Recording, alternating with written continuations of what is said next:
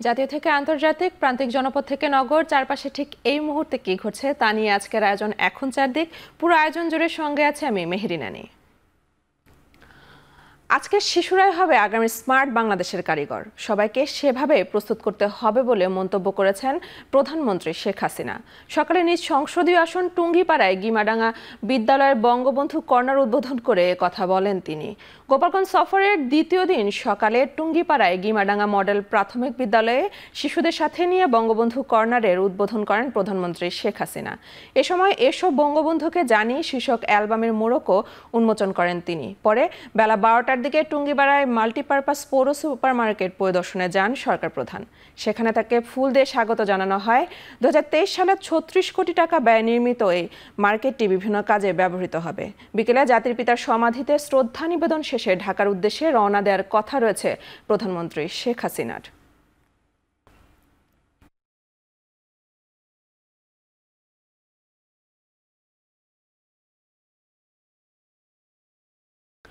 Chittagong medical college সহ প্রত্যন্ত এলাকার কমিউনিটি ক্লিনিক পরিদর্শন করেছেন স্বাস্থ্যমন্ত্রী ডক্টর সামন্তলাল সেন। এ সময় দেশের বিভিন্ন সরকারি মেডিকেলগুলোতে দীর্ঘদিন যন্ত্রপাতি নষ্ট থাকা ও বিকেলে চিকিৎসক না থাকায় ক্ষোভ প্রকাশ করেন তিনি। সকালে চট্টগ্রাম মেডিকেল কলেজ হাসপাতাল পরিদর্শন করেন তিনি। এ সময় সেবার মান নিয়ে কথা বলেন রোগীদের সাথে।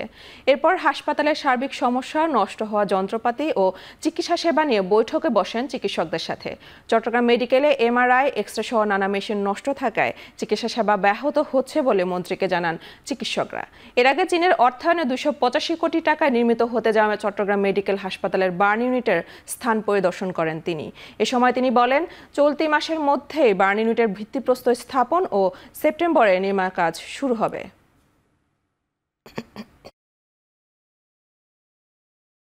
রোগীদের যে অভিযোগ আমি কোনো দেখবো ক্ষতি, আমি কোনো অভিযোগই ফেলে দিই না।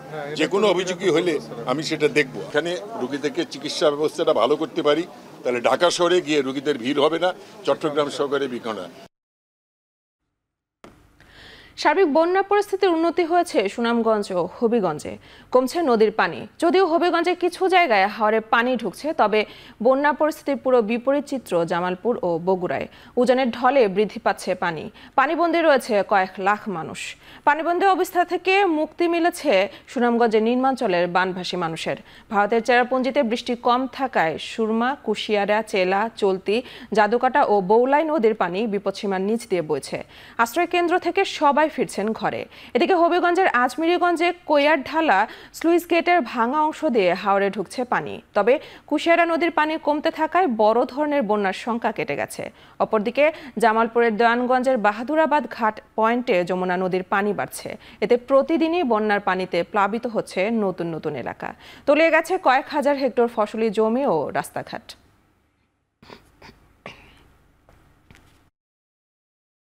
আমরা তো আর টাকা পয়সা অনেক ঠিক মতে নাই, ঘরবাড়িও ঠিকঠাক করতে পারে। যদি সরকারিভাবে কিছু সাহায্য সুবিধা পাইতাম তাহলে আমরা ঘরবাড়ি ঠিকঠাক নতুন করে করতে পারতাম। অনেক মতো টাকা পয়সা নেই, আমরা কিতা করবো না করবো। পৌরসভার চেয়ারম্যান কিংবা গ্রামের এই ইউনিয়নের চেয়ারম্যান এরা কোনো আমাদেরকে কোনো সহযোগিতা করে না। আজকে কালকে পানি আরো বেশি বাড়ছে, এমনকি পানি আমার দোকানে উঠে গেছে। চতুর্দিক থেকে পানি ভাঙচুর করে আসতেছে। আমরা এখন কোথায় যাব? আমরা অসহায় হয়ে পড়ে আছি। বন্যার কারণে কারো বাড়ি ঘর থেকে বার হওয়ার পাইতেছে না, অনেক কষ্টে আছি আমরা। বর্তমানে ব্রিজের উপরে আশ্রয় নিয়েছি। চলমান বন্যার পরিস্থিতি আরও দীর্ঘায়িত হতে পারে বলে শঙ্কা জানিয়েছেন ত্রাণ ও দুর্যোগ প্রতিমন্ত্রী। সচিবালয়ের সংবাদ ব্রিফিংয়ে তিনি বলেন, অল্প সময়ের ব্যবধানে নতুন করে বন্যা পরিস্থিতি তৈরি হতে পারে। এখন পর্যন্ত 18,76,000 মানুষ বন্যায় ক্ষতিগ্রস্ত হয়েছে বলেও জানান তিনি। বন্যায় ক্ষতিগ্রস্ত হয়েছে 18,76,956 জন।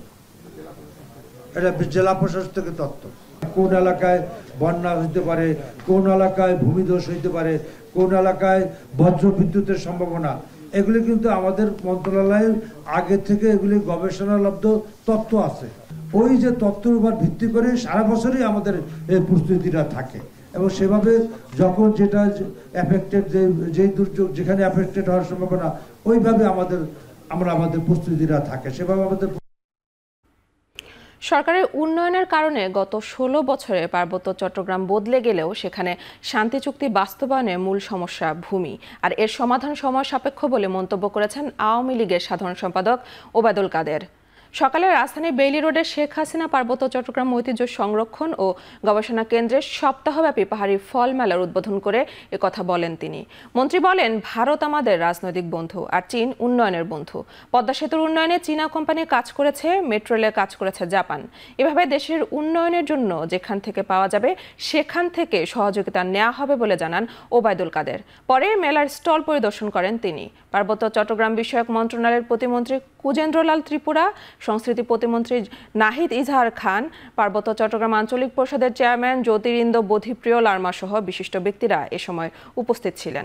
সকাল 10:30 থেকে রাত 8টা পর্যন্ত মেলা চলবে আগামী 7 দিন।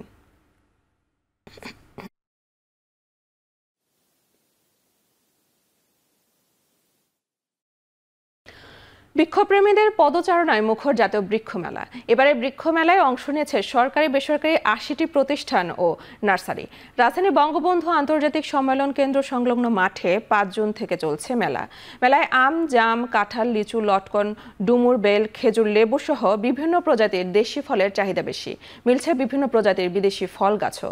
বনজ গাছের মধ্যে মেহগনি ও বটসহ বিভিন্ন ধরনের গাছ রয়েছে। এছাড়া ফুল ও সৌন্দর্যবর্ধক গাছসহ বিভিন্ন ধরনের ইনডোর প্ল্যান্টে দর্শনার্থীদের বেশ আগ্রহ দেখা গেছে। সর্বনিম্ন 40 টাকা থেকে শুরু করে 3 লাখ টাকার গাছও পাওয়া যাচ্ছে মেলায়।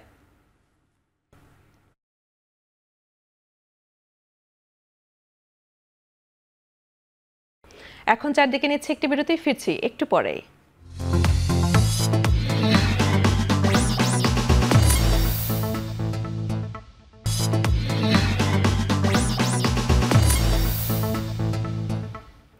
বিরতির পর ফিরে এলাম, আপনারা দেখছেন এখন চারদিক।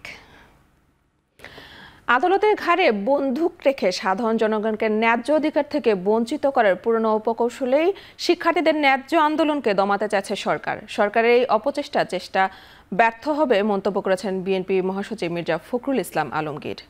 গুলশানে দলের চেয়ারপারসনের কার্যালয়ে সংবাদ সম্মেলনে কথা বলেন বিএনপি মহাসচিব। তিনি বলেন, সাধারণ শিক্ষার্থীদের কোটা বিরোধী আন্দোলনকে যৌক্তিক মনে করে বিএনপি। বিশ্ববিদ্যালয়ের শিক্ষকরা পেনশন স্কিম বাতিলের দাবিতে যে আন্দোলন করছে তাতে দলের সমর্থন জানিয়ে মহাসচিব বলেন, পেনশন স্কিম চালুর নাম করে জনগণের পকেট খালি করতে চায় সরকার। ক্ষমতায় গেলে সব ধরনের বৈষম্যমূলক স্কিম বাতিল করা হবে বলেও জানান তিনি। সর্বজনীন পেনশন স্কিম চালু করার জন্য দেশের সকল পাবলিক বিশ্ববিদ্যালয়গুলোর শিক্ষক ও কর্মচারীদের সম্পৃক্ত করে সরকারি পরিপত্র জারি করেছে। এই বিষয়টি নিয়ে ক্ষুব্ধ বাংলাদেশের পাবলিক বিশ্ববিদ্যালয়ের শিক্ষক সম্প্রদায় কর্মচারীবৃন্দ এবং তারা এই স্মারকটি প্রত্যাখ্যান করেছে, প্রতিবাদ করেছে। সকল শিক্ষা প্রতিষ্ঠানে শিক্ষাদান, পরীক্ষা গ্রহণ সহ সকল প্রকার কর্মকাণ্ড বন্ধ রেখেছে। উচ্চশিক্ষা প্রতিষ্ঠানগুলো একটা অচলাবস্থার সৃষ্টি হয়েছে। জাতির জন্য অত্যন্ত উদ্বেগজনক। প্রকৃতপক্ষে এটি এই দেউলিয়া সরকারের দুর্নীতির আরেকটি পথ খুলে দেওয়া। যেহেতু দেশের অর্থনৈতিক অবস্থা চরম সংকটাপন্ন, সেহেতু অন্যান্য খাত সহ শিক্ষকদের কাছ থেকে অন্যায়ভাবে এই পেনশনের টাকা তুলে নিতে যাচ্ছে। রাজধানীর খালগুলোকে উদ্ধার ও দূষণমুক্ত করতে নগরবাসীর সোচ্চার ভূমিকা চালেন ঢাকা দক্ষিণ সিটি কর্পোরেশনের মেয়র শেখ ফজলে নূর তাপস। সকালে রাজধানীর Bangla motor Dhaka utility reporters association ডুরার আয়োজনে ঢাকার জলাবদ্ধতা নিরসন ও নান্দনিক পরিবেশ সৃষ্টিতে খাল পুনরুদ্ধারের ভূমিকা শীর্ষক সংলাপে অংশ নিয়ে তিনি কথা বলেন। চূড়ান্তভাবে সিএস, আরএস, এসএ নকশা এবং বিশদ অঞ্চল পরিকল্পনার গ্যাপের আওতায় এবং আমাদের পানি উন্নয়ন আইনে বলা আছে যে খালের সীমানা থেকে 10 মিটার পর্যন্ত জায়গা খোলা রাখতে হবে, উন্মুক্ত রাখতে হবে, দখল মুক্ত রাখতে হবে। এই আইন এবং নীতিমালা এবং সীমা জরিপ সকলের উপর নির্ভর করে আমরা এখন চূড়ান্ত সীমানা নির্ধারণ এবং দখল মুক্ত কাজে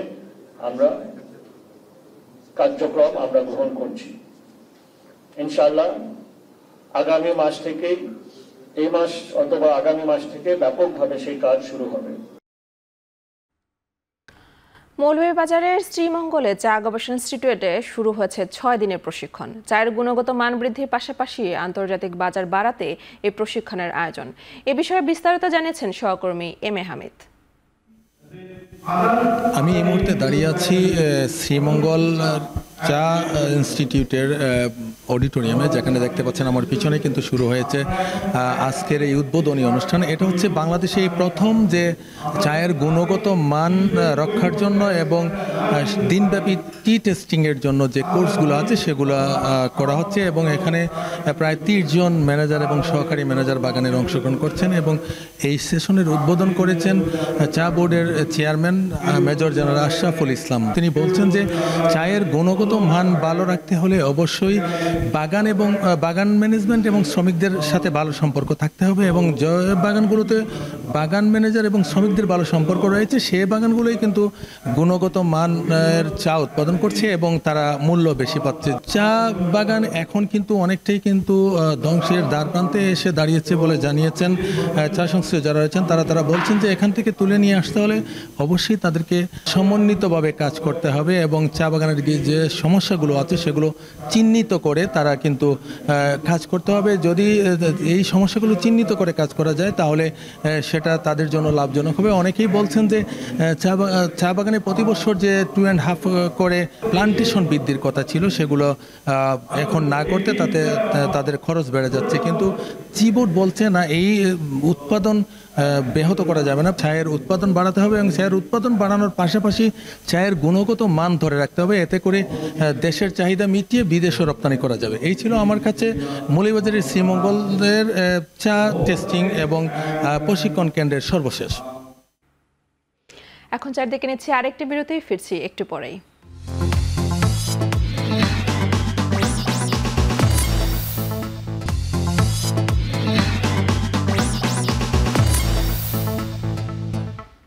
বিরতির পর ফিরে এলাম, আপনারা দেখছেন এখন চারদিক। এনার প্রেসিডেন্ট নির্বাচনের দ্বিতীয় ধাপে 28.5 লাখ ভোটের ব্যবধানে জয় পেয়েছেন মাসুদ পেজেশকিয়ান। সংসদপ্রার্থী প্রেসিডেন্ট প্রার্থী তিনি ভোট পেয়েছেন প্রায় 1,64 লাখ।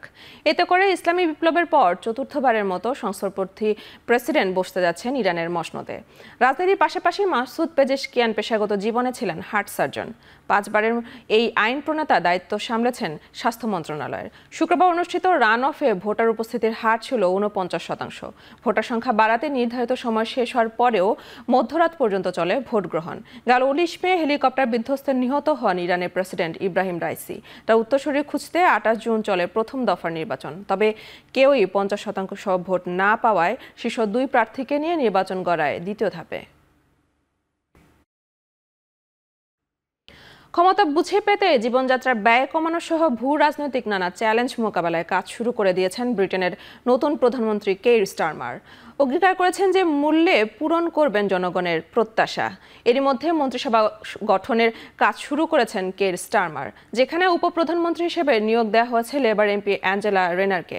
পররাষ্ট্রমন্ত্রী হিসেবে নিয়োগ পেয়েছেন ডেভিড ল্যামি, আর জীবনযাত্রার ব্যয় কমানো সহ দেশের অর্থনীতি চাঙ্গা করতে অর্থমন্ত্রীর দায়িত্ব দেওয়া হয়েছে রাচেল রিপসকে।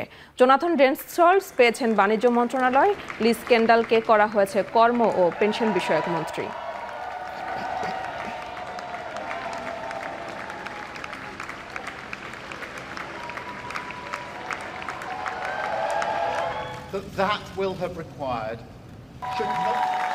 করছে এখন চারদিক। এখন টেলিভিশন ওয়েবসাইটে দেখতে ভিজিট করুন www.ekhon.tv, ফেসবুকে দেখতে ভিজিট করুন facebook.com/tv.ekhon এবং ইউটিউবে দেখতে ভিজিট করুন youtube.com/c/ekhon tv।